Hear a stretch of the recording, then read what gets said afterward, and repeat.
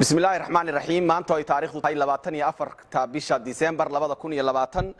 madaxweynayaasha dawladaha xubnaha ka dawladda federaalka Soomaaliya ee Galmudug iyo Puntland mudane Axmed Cabdi Kaariye Qorqor iyo mudane Saciid Cabdullaahi Deni ayaa shir gudoomiyay kulan labada maamul ku dhexmaray magaalada Gaalkacyo 24 maanta oo ay bishu tahay December 2020 shirka ayaa si guud looga wada hadlay xiriirka labada dawladood iyo xaaladaha siyaasadeed amni iyo horumar ee dalka Soomaaliya si gaar ah waxa diiradda loogu saaray sidii Galmudug iyo Puntland ay isaga kaashan lahaayeen arrimaha amniga gaar ahaan la dagaalanka argagixisada adkeynta nabadeynta bulshada iskaashiga horumarinta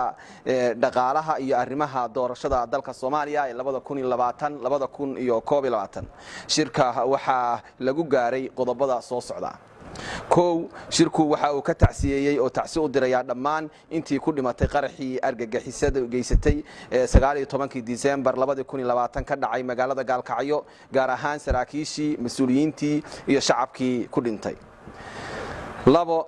in Galmudug iyo Puntland ay iska kaashadaan xoojinta amniga gudaha labada maamul iyo la dagaalanka argagixisada al-shabaab iyo Daesh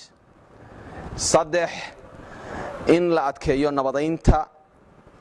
nabadda iyo nabadeynta bulshada ka tirsan Galmudug iyo Puntland afar in la dhiirigeliyo lana xoojiyo iskaashiga horumarinta dhaqaalaha isu socodka ganacsiga iyo iskaashiga dhismaha hay'adaha dawliga ah shan dawladaha Galmudug iyo Puntland waxay markasta diyaar u yihiin dadaal kasta oo loo dhan yahay ee lagu gaari karo hirgelinta doorashada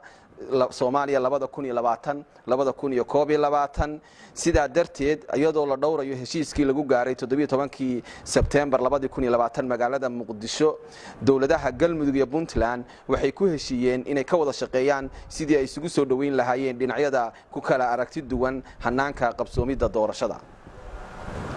lix shirku waxa uu ugu baaqayaa dhammaan ummadda Soomaaliyeed in la ilaaliyo midnimada amniga iyo xasiloonida dalka lagana fogaado wixii keeni kara xasilooni darro iyo khalkhal amni ugu dambeyn todoba shirku waxa uu ka mahad celinayaa taageerada beesha caalamka ee dhismaha dawladnimada Soomaaliya arrimaha bini'aadantinimo iyo horumarinta dhaqaalaha shirku waxa uu ugu baaqayaa beesha caalamka inay gacan ka geystaan qabsoomida doorasho dhamaad aad iyo aad baa u mahadsantiin